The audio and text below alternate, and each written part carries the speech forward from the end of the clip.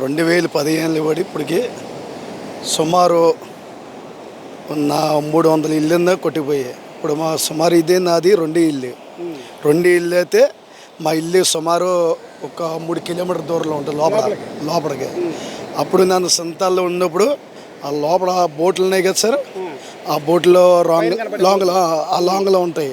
అంత దూరం ఉండేది ఊరు. అక్కడి నుంచి జాయిగా సంవత్సరం కోతకు వచ్చేస్తుంది. బాగా ఈ 2023లో కూడా ఎక్కువ. 2023, 24, 25 సంవత్సరం దాదాపు 200 ఇల్లు పోయి మొన్న పోయిన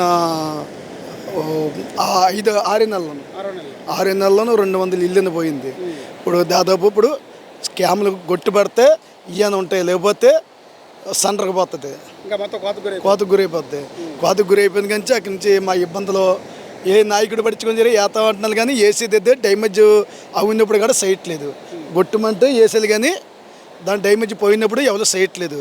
మా ఇబ్బందులు బాధలు ఇది. మాకు ఏ నాయకుడు వచ్చినా గొట్టు పడితేనే ఊరు ఆగుతుంది కోతకి, లేదంటే సొందరికి ఏదో ఆగదు. అది మా ఇప్పుడు ఈ అలల తాకిడికి అమావాస్య పెరిగినప్పుడు కూడా అలల తాకిడి రోజు ఇలా వస్తూ ఉంటుంది. వచ్చే క్రమంలో పోటెత్తే కొద్దిగా మీకు ఇలా కోత గురైపోతూ ఉంటుంది. ఈ క్రమంలో పరిస్థితి ఏంటి? ఇప్పుడు పోటు ఎక్కువది సంవత్సరానికి ఇప్పుడు దాదాపు నెలకోసారి వస్తుంది పోటు. నెలకోసారి వచ్చినప్పుడు 15 రోజులు అవాస వస్తుంది, 30 రోజులను పొన్నం వస్తుంది. పొన్నానికి పోటు ముందు జరుగుతుంది, సొందరం ముందుకు వస్తుంది. అవాసకి కొంచెం వెనక్కుంటుంది. ఈ పొన్నానికి వచ్చే టైంలోనే వర్షం పడ్డదనుకో ఆ ఇసుక కరిగిపోతుంది.